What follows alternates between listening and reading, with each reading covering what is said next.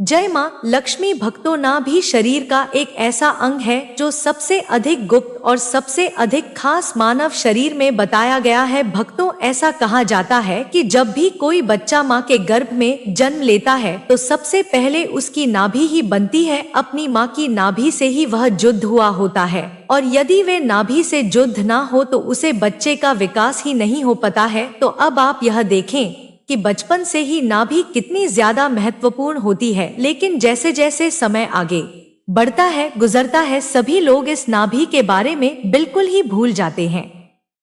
तो भक्तों, आपको बता दें कि नाभिक केंद्र ही सबसे ज्यादा महत्वपूर्ण बताया गया है सांसारिक सुखों के लिए, धन संपदा के लिए, सुख और वैभव के लिए। बल्कि इस भूलोक पर जितने भी सुख मौजूद हैं वह केवल नाभि के माध्यम से ही हासिल किए जा सकते हैं।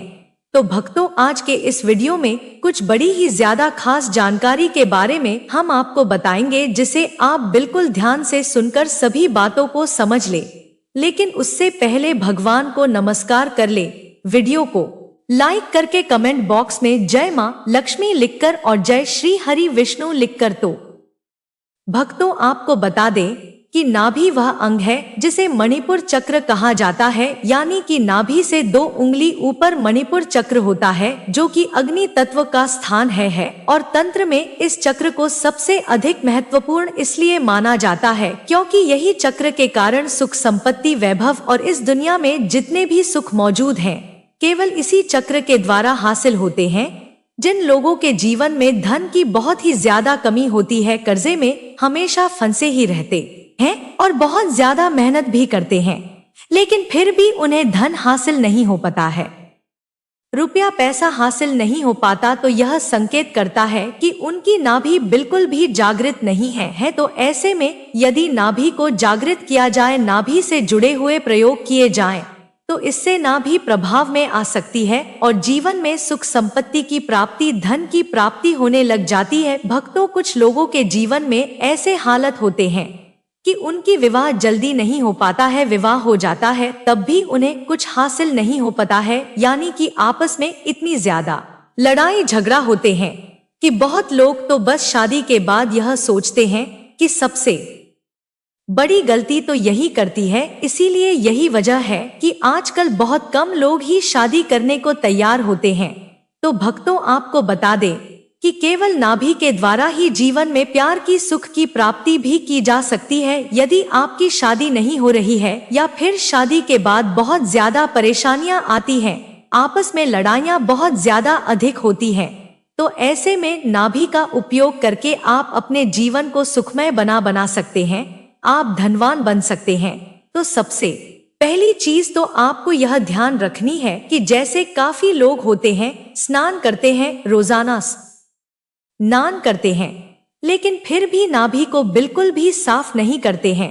यदि आप अभी अपनी नाभि को चेक करेंगे तो उसमें निश्चित ही आपको बहुत ज्यादा अधिक गंदगी मिलेगी, कचरा मिलेगा। और यदि नाभि गंदी रहती है तो ऐसे में जीवन में दहक आने लग जाते हैं, धन की कमी होने लग जाती है, रुपया पैसे की कमी होने लगती है, पति पत्नी जो है उनमें आपस में प्यार नहीं हो पाता है, एक दूसरे के प्रति सम्मोहन, आकर्षण बिल्कुल ही समाप्त हो जाता है। यहाँ तक कि पति पत्नी में इतनी आपस में ऐसे लड़ाई झगड़ा होता है कि एक दूसरे को देखना तक भी पसंद नहीं करते हैं, एक दूसरे को देख भी लेते हैं तो पूरा दिन ही एक दूसरे का खराब हो जाता है, इसीलिए एक दूसरे दूर से भागते हैं।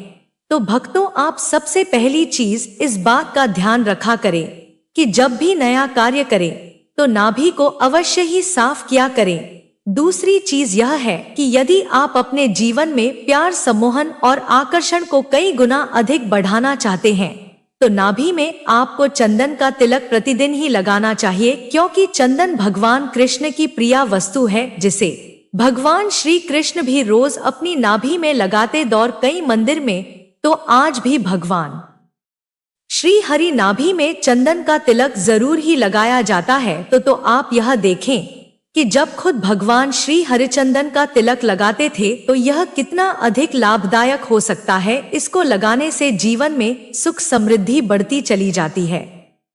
जो लोग, जिन लोगों को आप चाहते हैं कि यह आपकी जिंदगी में, आपके जीवन में आते ही चले जाते हैं, बढ़ते ही चले जाते हैं और बिल्कुल आपकी बात मानने लग जाते हैं।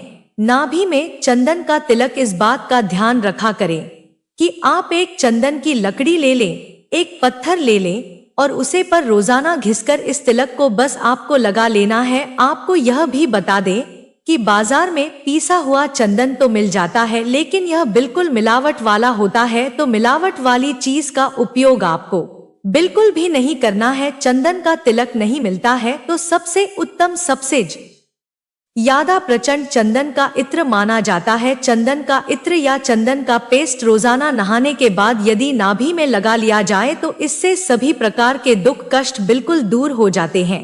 और इस बात को खुद भगवान श्री कृष्ण कहा है। हमारे सनातन शास्त्रों में चंदन की लकड़ी को ही उत्तम बताया गया है और इसे आपको अपनी नाभि में घिसकर लगाना चाहिए। केवल घिसा हुआ चंदन जो आप खुद अपने हाथों से घिसते हैं वही लाभदायक होता है। अब दूसरी चीज यह है कि यदि आपके जीवन में बहुत ज्यादा अधिक शत्रु होते हैं तो आप इस बात का ध्यान रखें कि नाभि के द्वारा आप अपने शत्रुओं को भी शक्तिहीन कर सकते हैं, कमजोर कर सकते हैं। अब यह करना किस प्रकार है, इसके लिए आपको 4 गेंदे के पुष्प लेने हैं और 4 ही चमेली के पुष्प आपको लेने हैं। इन सभी चीजों को एक साथ पीसकर यह बात ध्यान रखें कि पत्थर पर ही आपको इन्हें पीसना है और इनका पेस्ट बनाकर एक डिब्बी में तैयार करके रख लेना है। बस प्रतिदिन इस पेस्ट को आप अपने नाभि पर लगाकर ली बीज मंत्र का आधे घंटे जा करें। बीज मंत्र इस प्रकार है: ओम लीम बगला मुखी सर्व दुष्टा नाम वाचम मुखम पदम स्तंभ जिवा किल बुद्धि विनाशय हरि ओम स्वाहा। और उसी दिन से आप खुद देखेंगे कि शत्रु आपके कदमों में होगा, बिल्कुल भी आपका कुछ बिगाड़ नहीं पाएगा। चाहे कितना भी पावरफुल शत्रु हो, लेकिन आपके सामने हाथ जोड़े में खड़ा होगा। जो लोग बगलामुखी साधना करते हैं वह इस प्रयोग का उपयोग करके अपने बड़े से बड़े शत्रु को भी नीचे गिरा देते हैं। यह बगलामुखी साधना का एक प्रचंड प्रयोग है। बगलामुखी समय किस प्रकार करते हैं, किस प्रकार नियम है, यह आने वाले वीडियो में हम आपको बताएंगे, क्योंकि हम अपने चैनल में हमेशा खास चीज आपको बताते हैं, खास चीज आपके लिए लेकर आते हैं। तो इसीलिए चैनल संजू हिंदी कहानियां को सब्सक्राइब कर ले, जिससे जब भी हम आपके लिए लेकर के आए तो आप वीडियो को मिस ना करे सके। तो भक्तों, यदि आप बगलामुखी साधना नहीं भी करते हैं तब भी इस प्रयोग को करके आप लाभ उठा सकते हैं। लेकिन ऐसा माना जाता है इस प्रयोग के साथ बगलामुखी साधना को चलाया जाए, किया जाए तो बड़े से बड़ा शत्रु भी हाथ जोड़कर आपके कदमों में अब खुद ही उसे बैठा हुआ देख लेंगे। खुद भगवान राम ने बगलामुखी साधना करके ही रावण जैसे योद्धा को भी मार गिराया था। तो अब आप यह देखें कि बगलामुखी साधना कितनी अधिक प्रचंड और प्रभावी है, जो शत्रु के बिल बकल काल को ही बुला देती है। अब भक्तों, काफी लोग ऐसे होते हैं जिनको बहुत ज्यादा अधिक गुस्सा आता है, इतनी तीव्रता उनमें आ सकती है कि अपना ही खून कई गुना अधिक जला लेते हैं।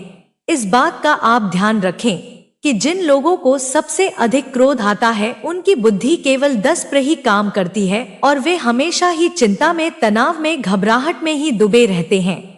उन्हें बिल्कुल भी सुख की प्राप्ति नहीं हो पाती है। यदि उन्हें इस संसार के संपूर्ण सुख भी उनके कदमों में रख दिया जाए तब भी वे क्रोध करेंगे और उस सुख का कोई भी लाभ नहीं ले पाएंगे, क्योंकि जो क्रोधी मनुष्य है, जिसमें अधिक एकदम से ही जो उछाड़ जाता है, वह अपने सुख को खुद ही क्रोध में बदल लेता है। तो आप इस बात का ध्यान रखें कि यदि आपको क्रोध की समस्या है तो आप अपनी नाभि में शहद लगाना शुरू कर दें।